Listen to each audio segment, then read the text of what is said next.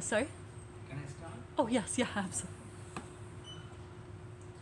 I'll be reading two short excerpts from two stories. Because all the stories in this book, there are 11 stories set all around the world. And they're very different. So, this excerpt is from a story called Spiders. And it's about Naomi Shandiok, who's a middle-aged, getting on to elderly lady living in a city in the United States. It could be Minneapolis. And she goes to a public library and her bag is stolen. A day later, Naomi got a call from Detective Charlie Kratz, the officer in charge of the case. He had been to the scene of the crime, hoping the library's closed-circuit camera surveillance might have filmed the robbery. But their primitive system, recorded on coarse, grainy black and white film, only provided fuzzy images. Moreover, each camera shot in a rotation sequence, leaving gaps in the footage from any single area. But at least the police did something. She thought it strange that at no time did they express surprise that the theft had occurred in a library. She would have thought that library patrons were a special breed whose aim was the pursuit and acquisition of knowledge. She said so to Kratz. We quickly learned not to stereotype. Kratz replied, you'd be surprised. In many research universities, even the big name universities, scientists steal each other's data. More often than you would think. And these are PhD folk, your library types. The authors and publishers are constantly embroiled in plagiarism controversies. Theft has many forms, and thieves come in all shapes and shapes. And then he got down to the real reason for his call. He advised her to take measures to ward off the most diabolical theft of all, the theft of identity. A lot of your personal information has been stolen, Mrs. Shandiok.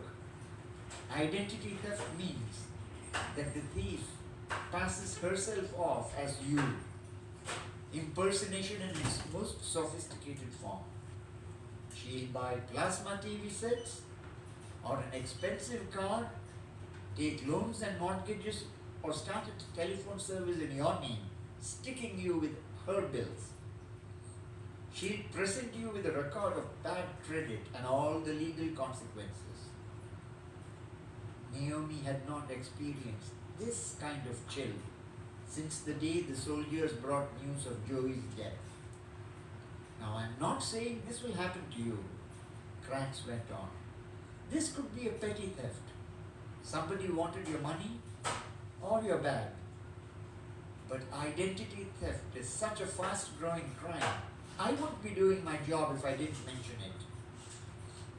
You didn't leave anything with your social security number in that bag, did you? Naomi could not remember. Without it, the thief would have a bit more of a struggle. What you must do, ma'am, is get the credit reporting agencies to set up a fraud alert. Then if the thief asks for credit in your name, the lender's alerted that there's some hanky-panky going on. The 3 agency names he gave her sounded like they were scooped right out of a science fiction movie. Experian, Equifax, TransUnion. Then my next reading is from a story called Father's Day, and this is set in Chennai in South India. Some of you may know it as Madras. Vetri is a very extroverted man, and he has a son Samba who's very introverted. And the father is frustrated that he can't seem to get onto the same wavelength as his son or bring his son to communicate. There was the time when Vetri, sitting in the living room and eating peanuts steamed in their shells, scooted behind the curtains as he heard Samba coming down the stairs.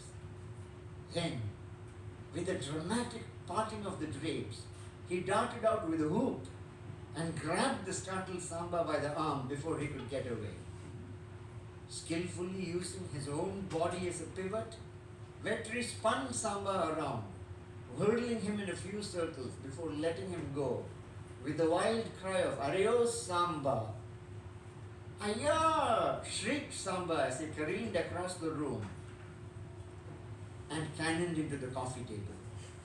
The floor was now covered with newspapers and magazines, empty peanut shells, a brass vase and plastic flowers, a cloth rack and a teaspoon. And in the center of the heap lay Samba. Before the boy could rise, the father pounced on him. "Kusti, Kusti," Vetri shouted. "Come on, let's wrestle."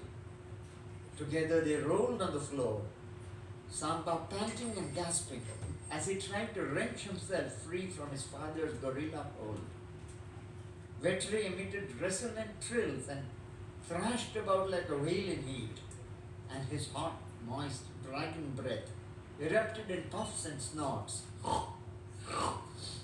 first tickling Samba's face and then spraying and smothering him. "Let go! Have you gone crazy, Appa?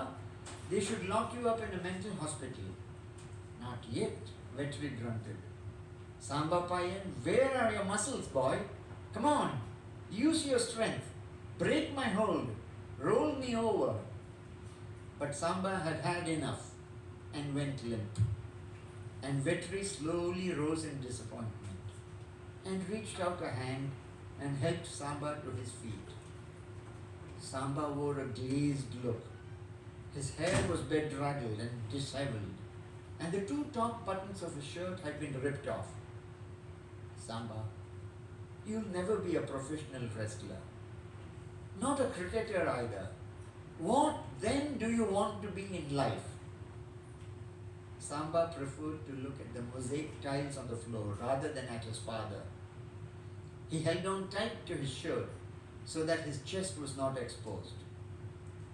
"Samba," Vetri tried again. "All those cells within your skull. Exercise them the right way. You should study computers in college. The future used to be in engineering and medicine, and now it's in computers. Takes less time and less money to learn too. All you need is brains, and you have them, Samba. So what do you say? Become a computer specialist, Samba. Ni nalla payan tane, aren't you a good boy?" Samba continued to protect his chest with his arms.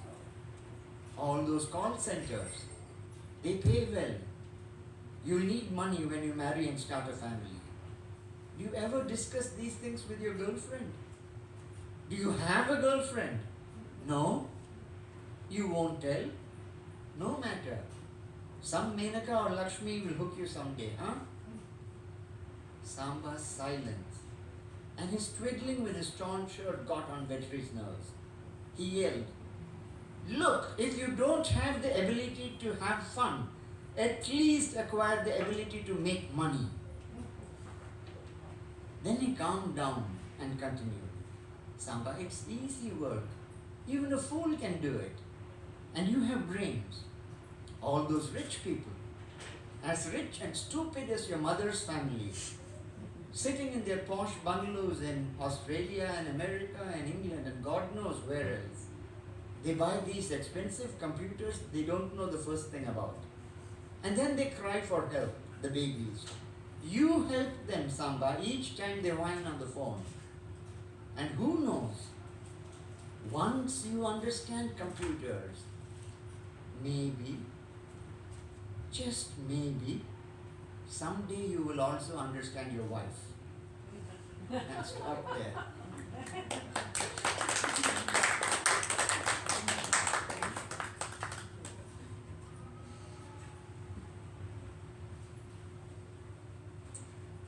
So I'm just going to read from the beginning of this little book.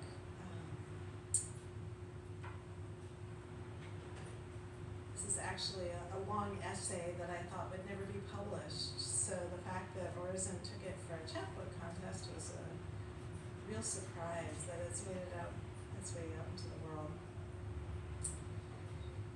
I have cancer. On a hospital bed, I lean shoulder to shoulder, backs against the wall with a white-coated oncologist. His large Mediterranean nose reminds me of my uncle's. Your illness is terminal, he confirms. In the face of death, his presence comforts me. I relax into his shoulder, into the wall, even further back, falling into a sweet, encompassing silence. For weeks after I dreamt this moment, the silence was so near, all I needed was a walk in the woods or 10 minutes on my knees to be saturated again. Quiet mind, beating body, welcome disillusion, rest unlike any I'd known, freedom, peace, tender, vibrating presence, communion, union, true self in the form of love, the close, swelling emptiness I called God. Silence pulsed through my being. In the dream, I'd accepted an invitation. You can rest, you will be held. I no longer needed to believe this because I knew. I knew even while I was awake, going to work, cleaning the house, playing with my daughter.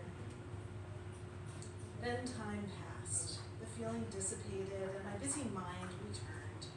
What if the dream was prescient and I really was dying of cancer? Shouldn't I do something? Prayer again became the usual scrambling, only now layered with grief at losing that merciful silence. For 20 plus years, I had meditated, which generally meant floundering through the fields of swirling thoughts, clutching my breath like a guide rope, desperately wanting help from my Christian tradition and finding little, certainly never finding rest. Now, with a dream dormant in my bones, the posturing clergy, creedal pronouncements, and relentless busyness of Sunday morning worship grew intolerable. Noise bombarded every second of the service. I returned home so snippy from seeing the theatrics of my mind enacted on stage, my wife insisted I quit. Instead, I amped up the meditation because how else might I find again that blessed quiet? But I could not recreate what I had tasted as grace. Somehow, a series of coincidences, a comment from a friend leading to a podcast, recommending a book I had read 2 decades earlier but was now ready to digest, I found Centering Prayer, a contemporary rendition of an ancient monastic practice from the Egyptian desert. I drank it like a thirsty pilgrim. Unlike my floundering Buddhist meditation, and contrary to everything I had encountered in my milquetoast United Methodist tradition, Centering Prayer embraced both the fullness and emptiness of spiritual experience, what Christians call the via positiva and the via negativa. I had experienced both in my dream. The warm shoulder of my oncologist, whose whispered voice tenderly named the truth, and utter disillusion. Centering Prayer immersed me in a divine, pervasive presence which feels like absence. It ushered me into my own existential absence, which seems like a presence. It unfurled before me a path back to that pulsing, trustworthy peace in the face of death. Today, when I kneel before my candle, I finish pleas for humanity's release from suffering, for our threatened environment, for our broken democracy. I unburden myself of my longings because this is what prayer has been for me from the start. My mother beside me in bed, coaxing, "Dear God," and still is reflexively. I wouldn't know what to do with my ache otherwise. Then I recite my intention. I consent to your presence and movement within me. I begin centering prayer. As soon as I notice my thoughts, I use a sacred word to return to my intention. A sacred word is like a bone you throw to your enthusiastic mind. We are to rest in open-hearted stillness, which I don't ever. I just think and throw bones. The teachers say this is enough. I try to believe them. Mercy is not the word I would have chosen. Heck, the last thing I wanted during prayer was another word, however sacred. I was seeking silence. Centering prayer's definition of a word is wide, fortunately. An image will do, or the breath. So initially I fell back on years of meditation and focused on breath. The reliable inrush of air, the still turning point, the deflation. Breath as a blanket of warmth. Breath as a flush of movement. Sure, I was as distracted as ever, but at least I was full of breath. My prayer was jammed with concentrated, enthusiastic love of breathing. And I was doing it wrong. Various forms of meditation exercise different spiritual muscles. Concentrated forms build focus, and centering prayer, I quickly learned, strengthens willingness. The prayer works with intention and release. Once breath reminded me of my purpose, I should let it go. A year into the practice, I was kneeling before my candle when a memory from the massage table returned.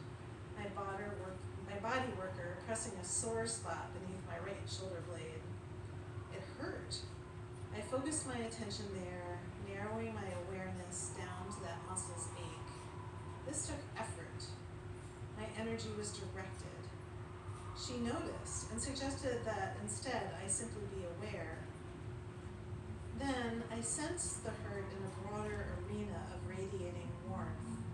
I felt the ebb and flow of breath and my breasts pressed against the table and my diffuse circulating energy. Awareness is consciousness that is open, relaxed, receptive, unattached. The difference between attention and awareness, I saw, is the difference between letting go and letting be. Attention, even to breath, is an exercise of the ego, and centering prayer endeavors to relax the ego's grip. Every one of the countless times I consent to the source of life within and beyond me, signaled by my sacred word, I make an internal bow. Not me, not my thoughts, but you. Oh. In the first of hundreds, thousands of releases, I let my breath be, and conceded. For the sake of that exquisite silence, I would take on a word. Mercy found me. I struck the match, knelt, and mercy in neon flashed in my mind. I didn't like it, so I tried love and open, both of which seemed gratuitous. I tried spirit, which just seemed silly. I tried Yahweh, and it was perfect. The open Yah on the inhale, the surrendering way on the exhale, the beautiful cycle of the nameless name of God washing me inside and out. I learned that Allah also weds God and breath. Both names resonate with the essence of creation, an unsayable mystery. Neither was my word. Every time I knelt, mercy whispered in my ear, and I reacted. What kind of antiquated, patriarchal Godspeak was this, rearing up from the recesses of my subconscious? A friend called mercy watered down compassion, and I agreed. To have mercy, one party condescends to another, presuming judgment only to erase it. Or worse, for God has consigned men to disobedience that he may have mercy upon us all, the Apostle Paul wrote, making humans the intentional victims of God's narcissistic plan and inflicting generations with debilitating shame, not to mention excluding women. I threw an internal tantrum. The brunt of hierarchical violence has been borne mostly by women and dark-skinned people and the poor. The whole sin and salvation trade-off has done nothing but damage our planet, and as a mother, I knew no loving parent would create beautiful humanity only to have them grovel at her feet. Mercy seemed a sorry remnant of a theology I had discarded decades ago. I had the sensation of wrestling with an angel, or maybe with my sister, bending her arm back until she cried, "Mercy!" Her name is Marcy. Mercy.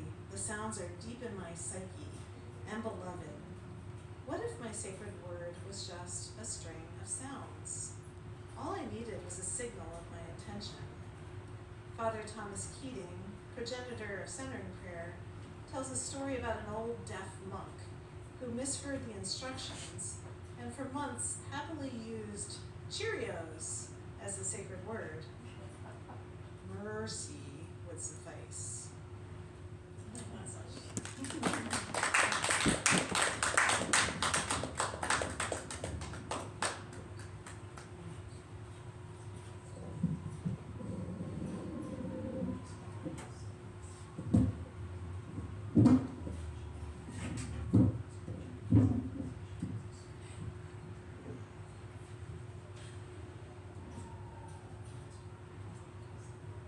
So that was a good reading. And when I first heard of Acts to Mercy, I thought of mercy as many people used it in literature. The Lord of the Rings. Frodo and Sam, Gamgee show mercy to Gollum and spare his life. And only because Gollum is alive is the One Ring destroyed. Then in Victor Hugo's Les Miserables, Bishop Myriel shows mercy to the thief, Jean Valjean, who steals all the silver. And when the police apprehend and bring them, he tells the police, he was my guest and I gave all these to him. And he tells Jean Valjean, look, you forgot the candlesticks. Then another classic is Dickens' The Christmas Carol. Scrooge leads such a merciless life, and then the three spirits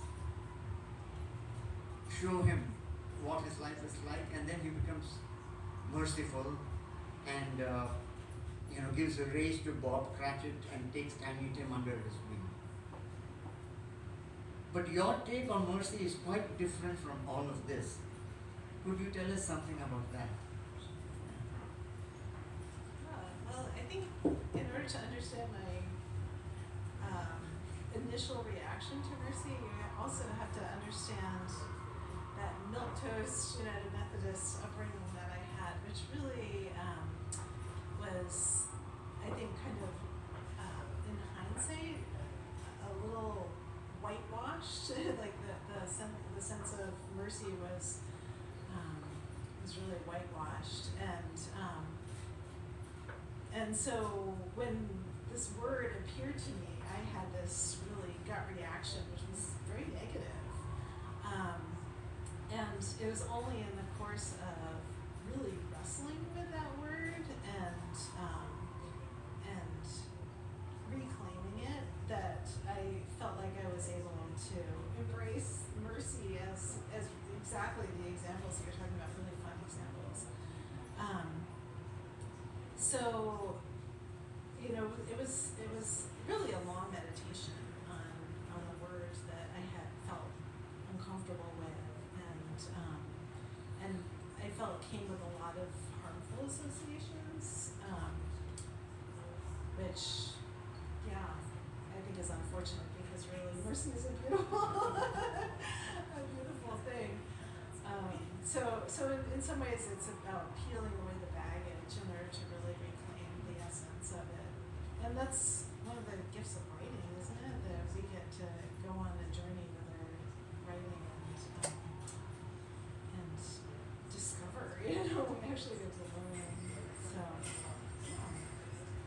I wanted to ask you, one of the things that I delighted in your stories was, particularly I'm going to highlight two stories. One was The Wrath of God and the other is Kismet. But I think it's throughout the collection how there's a cosmology at work. There's kind of like a worldview at work where fate plays a role in your stories. There's kind of this nice twist when and the characters get humbled by fate. And I'm curious to have you talk about that. Like, was that something that that you set out to explore, or is that something that surprised you? And what is your sense of that fate at work in our lives? Both. In some stories it surprised me, but Kismet means destiny, which is fate.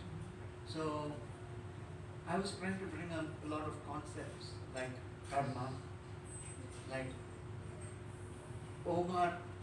I don't want to get into spoilers here, but Omar abandons his childhood friend, and then they have to live together. And it's like a crucible for him every day. What might have been. So I wanted to explore that and bring in all the other characters and make it very complex, you know. Yeah, yeah, yeah. Would you talk a little bit about your writing practice and like what role writing has for your own kind of making sense of the world, making sense of your life? Yeah, all these stories are triggered off by, something like the piece I read. My bag was stolen in a library. Oh, so it has like. And then I had to go to the sheriff's office and then, deal with these credit reporting agencies for 1 year. And then sometimes my cards were not accepted because of the fraud alert. So I thought if I go through all of this, I should at least get a story out of it. Seriously. Yeah. But that's not the core of the story. But from that I developed this character Naomi and then gave her a history and got the story that way. And so then do you discover kind of the point of the story as you're writing? As I'm writing, because it's not what triggered it off. It's never the point of the story. And then does that point of the story then come back and tell you something about your own experience of having your bag stolen, or? Yeah. Yes. Yeah. Nice.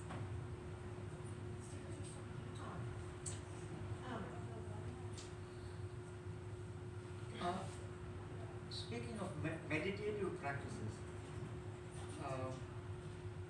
now going to the Eastern practices, in Hinduism and Buddhism, I was thinking of Japa Yoga, where you repeat a sacred word all the time, but thoughts don't come into it. You repeat it so much so that that word fills your mind and there's no room for other thoughts. Then there's another practice in Hinduism, they call it Antara Mauna, inner silence. And in Buddhism, they call it Vipassana, where you sit in silence and just observe your thoughts as they come, non-judgmentally.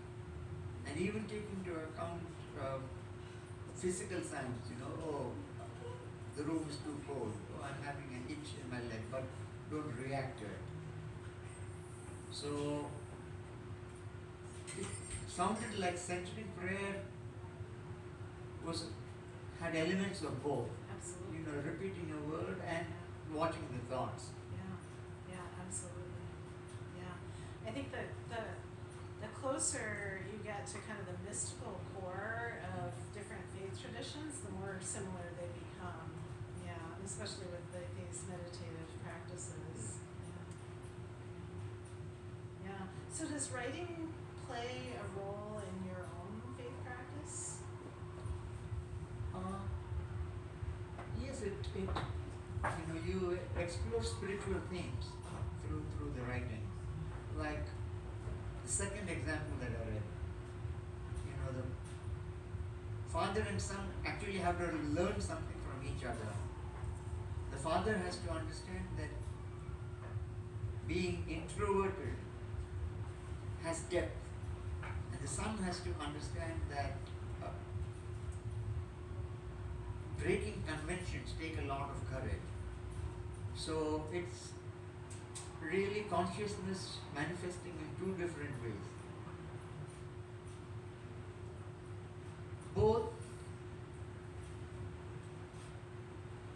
necessary, but each one is not necessarily greater than the other. So those kinds of things. And so what happens when two consciousnesses kind of encounter each other in different realities? I'm always also interested in kind of the consciousness of the story too, and how each story kind of has its own consciousness. And that was one thing that I appreciated about your stories is I felt like you as an author were aware of the consciousness you were building in a story. Yeah, Marcia. Well, I had a question. Both of the pieces that you read tonight, that you both each read tonight, had an element of personal experience. And I wondered how, in the course of writing your pieces, that personal experience might have undergone change or transformation in any way. Does that make sense, the question? Yeah, I mean the original personal experience didn't change, but certainly my relationship to it did. So, Or your understanding and of it? certainly my understanding. So the initial impetus was that dream that I had, which was so powerful. You know, it was just like a little snippet of a dream, but to have the sensation of that stick with me for weeks was really, I've never had anything like it since. And so then you're given an experience like that, and you're like, what the heck was that? What happened? And so that's why I started to write, you know. It's like, how do I figure this out? And over the course of the essay, I come back to the dream with varying interpretations of it. So yeah, my understanding of the dream changed. But this was an essay that I never intended to publish. I wrote it only for my own exploration, and I didn't, you know, Marcia's in my writing group. I didn't even share it with the writing group while I was writing it, and I finished it and put it aside, and it was only when Horizon put out this contest that I dug it out again and ran it past the writing group. But because it was such a private process for me, it really was an extension of my career in a way, because I was asking, you know, like in the process of centering prayer, you're not supposed to be following your train of thought. You're supposed to be releasing your thoughts. But I needed a place to follow my train of thought, right? You know, I needed to figure out what was going on, and so the essay became that. So in that sense, it became this discursive, like parallel prayer that was happening alongside the sound prayer. So in that sense, it did change my experience. The incident of the robbery in my book, it's not the core of the story. Naomi loses, you know, a lot of her loved people, and she can't deal with the world, so she's going through her own version of the dark night of the soul. So putting this robbery into that made me realize that I'm not going through all of those other things that she's going through. So, you know, that made it sort of easier to deal with it.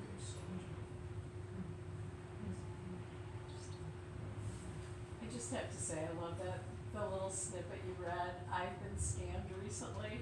I had to go through that whole process of the 3 different, you know, what are they called? Reporting agencies. Yes, report agencies. Oh my God. And then I had to reverse it. And it was so difficult. I mean, I was almost in tears. It was just, so anyway, I love that. I can't wait to read that story when I get back. Yeah. It's, so I have a question. Are you still in a dialogue, or can we ask questions? Oh, yeah. Okay. So Orison is a press that publishes books with a spiritual dimension. How would you say your work fits with that? What kind of, how would you say your books fit that spiritual dimension? I think you have to look for that in each story. It's not very obvious. Like in the second story, it takes place during the Sri Lankan Civil War. And there's the town doctor who loses everything. So when all your identity and everything that was near and dear to you is taken away, you're left with your essential self. Then he has to go through to another country and start life all over again. So that shows the spirit's resilience, you know. So that's the spiritual element in that story. Like that, there are, in every story there's something. Yeah, one of the reasons the reason I was attracted to orison is because the word orison is an antiquated word for prayer, and any press that would like claim that up front was something that I thought, oh, maybe I can fit here. For me, it's dual. I'm really interested in writing about spiritual practice, obviously, and trying my best to animate that interior story, which is really difficult. It's much easier to write a plot with action and dialogue, but to make that interior exploration come alive is really difficult, but that's where I'm interested in going. So there's that dimension, but then for me, writing is very much a spiritual practice as well, and so the process becomes an extension of my spiritual journey, and up until I'm convicted that every part of the whole writing process, through revision, through publication and releasing the book, has invitations for us to grow, and so I try to embrace those as best I can. Just to add to what you're saying, so if writing is a spiritual practice and centering prayer is a spiritual practice, but you wrote before you practice centering prayer. How do those two interact? You mind if they do it all? That's an interesting question. I did write before I did sign prayer. In fact, Yeah. writing was probably my first spiritual practice. Certainly the first one that I chose. That diary under the blankets with the flashlight. I'm unabashedly claiming it as a spiritual practice because it's contemplative, right? Writing is like a deep form of listening and paying attention. So in some ways, I think it was writing that disciplined me, kind of gave me the discipline so when I came to centering prayer, it was familiar.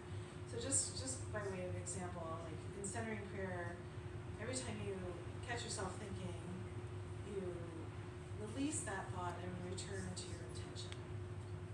And so it's exercising that letting go muscle, and like writing is so excellent at that. You're constantly letting go of things. You're constantly like letting go of your great vision for this book because it's gone in a different direction, or you let go of the first draft because the second draft is, it needs to be changed, or you like get all attached to your idea, or you kind of like latch your ego onto what's going to happen with this project, and then your writing group says, oh, it's not working, Elizabeth, and you're like, so it's this constant practice of letting go, and because I was pretty wouldn't say I was good at it, but I had had a lot of experience with it before I actually started doing that more quiet internal practice. It's like, oh, I recognize this. Yeah. How many of your darlings have you killed? I've killed so many darlings. Yep. For those who don't know, William Faulkner said you have to kill your darlings, which is like the parts of your writing that you're really attached to, you have to wake them up. No. Because the story is changed and they no longer fit in or any number of reasons.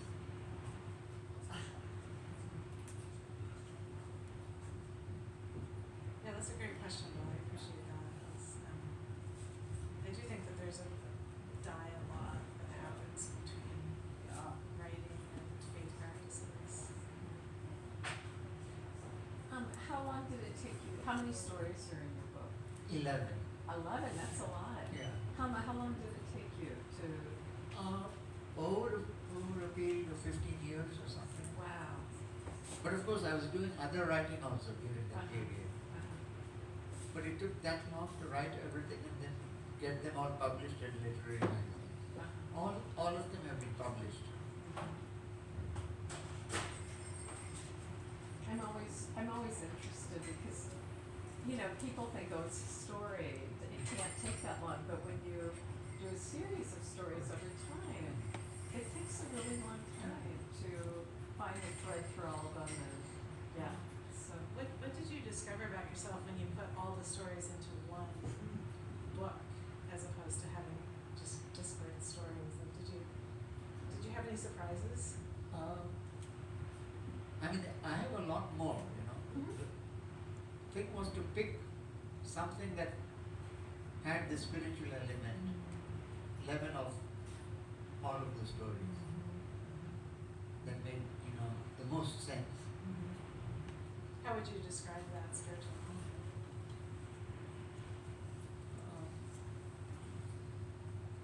Something to show the character's spirit going through a lot of trials and then either succumbing to it or coming out of it. How consciousness plays a role.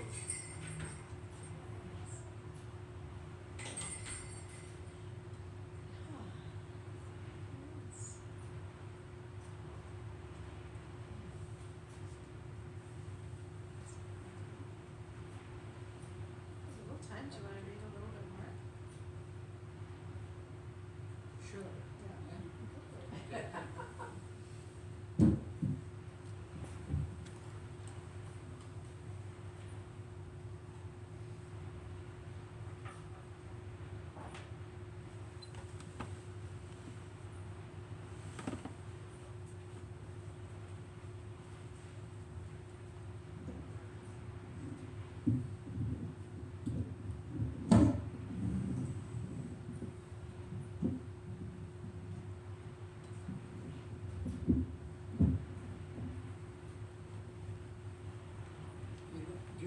For one of the questions, I talked about a doctor who lost everything in the Sri Lanka Civil War and then had to build up his life again, and the resilience of the spirit. I'll read a small bit from that story, At Home and Away. For those who don't know, the Sri Lankan Civil War, the Tamil Tigers were fighting for a separate homeland, and the Sri Lankan army is opposing them. A few weeks after my brother disappeared, the Sri Lankan army marched north and locked into a fierce battle with the Tigers for control of Elephant Pass. Our town lay directly in their path. All morning, our townsfolk heard the sounds of trouble, the rumble of large vehicles crashing through the woods, the rat-a-tat of distant gunfire, the screams of people. It was unsettling, but we had not yet fallen into a cesspool of panic. We'd been subjected to the blasts of guns over and over and had become accustomed to them. But the gunfire unsettled the dogs, who bayed incessantly, setting off other dogs in a fusillade of barking. sometimes loud enough to muffle the guns. By midday, the gunfire reached the edges of town. With the Sri Lankan army at one end and the Tigers at the other, the townsfolk were trapped in the crossfire. The battle for Elephant Pass swirled all afternoon. By late evening, shooting broke out in earnest. A siren wailed, loud and long, like a widow at her husband's funeral pyre. Nobody knew whether it was a warning for people to stay indoors or the signal of another impending attack.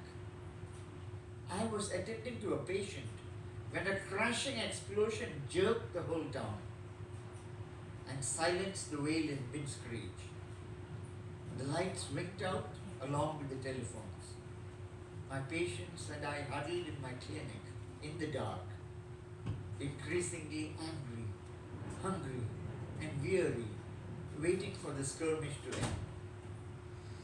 The guns boomed all night long, flares of orange fire cutting and thrusting into the deep indigo blue sky before splintering into sparks swallowed by the gloom. After a couple of hours of groping and stumbling, one patient tiptoed to a nearby house and returned with candles and matches. We had a little light, but all we could see were each other's petrified faces. They say darkness is scary, but it was the light that melted away our veneer of heroism. We would have been better off sitting in the dark feeling brave. The small hours of the morning brought an eerie silence, painted with the lingering stench of gunpowder and smoke. Only when the sun had cleared the horizon did we gather the courage to leave and slink down the lanes. As I walked home, I heard a new slew of sounds, whimpering, weeping, and piercing shrieks, the unmistakable cries of heartbreak. The dead lay everywhere, some in odd-looking heaps, some spread-eagled, some hunched up. Two, I remember, were shot in contorted positions, as though they had been doing yoga. None of this prepared me for what I found in my house.